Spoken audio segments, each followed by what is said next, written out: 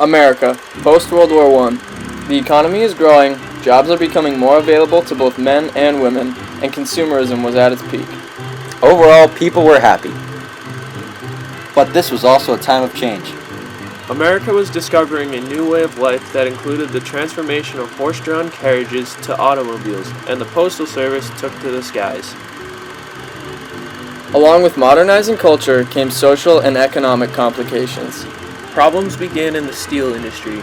Steel mill employees wanted shorter working hours and a wage they could actually thrive off of. Also, the workers wanted the right to form a union, but the idea was turned down by employers as well. Due to the lack of collaboration between management and employees, over 300,000 people left their jobs to take a stand against their employers. Strikebreakers were hired as a result, and all the people who had left their jobs were beaten by police as well as state and federal troops. It wasn't until 1923 that working conditions were revealed to the public and steel companies agreed to a shorter workday. Unlike steel workers, coal miners were able to unionize. John Llewellyn Lewis led the coal workers union and was responsible for the coal miner strike of 1919. He declared that all coal workers should have higher wages and shorter workdays. Management ended the strike shortly after it began in court, but Lewis secretly ordered it to continue. The strike lasted another 60 days until President Wilson had a judge end the conflict. The strikers won the strike and achieved almost a 30% pay raise, but the long workdays remained the same. Police forces throughout Boston grew tired of receiving low wages, as well as all workers throughout the U.S. If policemen questioned their superior officers, they were relieved of service. Policemen all over Boston began to strike. With the start of the strike, criminals took advantage of the situation to cause mayhem. The media also used the strike to their advantage.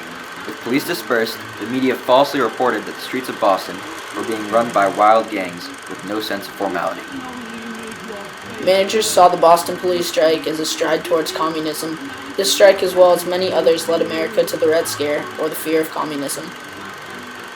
Despite what the media said, the strike resulted in minor property damages and little to no harm to civilian population. To put an end to the striking, the governor of Massachusetts, Calvin Coolidge, sent in a militia to maintain order. Calvin Coolidge helped put an end to the chaos by hiring new police officers. His efforts in putting an end to the strike and establishing a new police force helped Coolidge in his presidential campaign.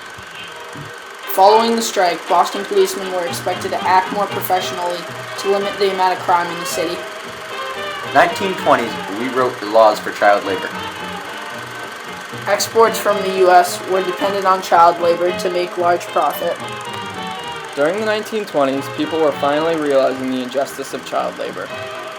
The first major law that was put into place to combat child labor was the Keating-Owen Act of 1916, which prohibited any product to be sold from factories made by children under the age of 14. The act also prohibited any mining materials mined by the children 16 years or younger to be manufactured. The change in attitude towards child labor that occurred in the 1920s helped establish many more strict laws against child labor. The initial goals of the union movement had been met. Working conditions and pay were now better. The sense of prosperity in the 1920s gave the sense that anyone could become rich, so the unions had less to offer to people. In 1919, more than 4 million workers participated in about 3,600 strikes. In 1929, about 289,000 engaged in only 900 strikes. Union membership and activities decreased drastically. The lack of leadership within the movement and anti-union beliefs from both employers and the government eventually saw the downfall of unions altogether. The economic prosperity of the decade led to stable prices, eliminating the need to join unions. Unemployment rarely dropped below 5% in the 1920s, and few workers feared real wage losses. U.S. courts were also less hospitable to union activities in the 1920s than in the past. Companies used twice as many court injunctions against strikes than any comparable period. Most U.S. employers adhered to the American Plan, a policy of refusing to negotiate with unions which decreased union membership from 5.1 million in 1920 to 3.6 million in 1929. While labor unions and child laborers decreased, business boomed in ways that benefited everyone, including laborers as well as management. It was a time of prosperity for the United States. why I love you. And I learned to smile like sweethearts.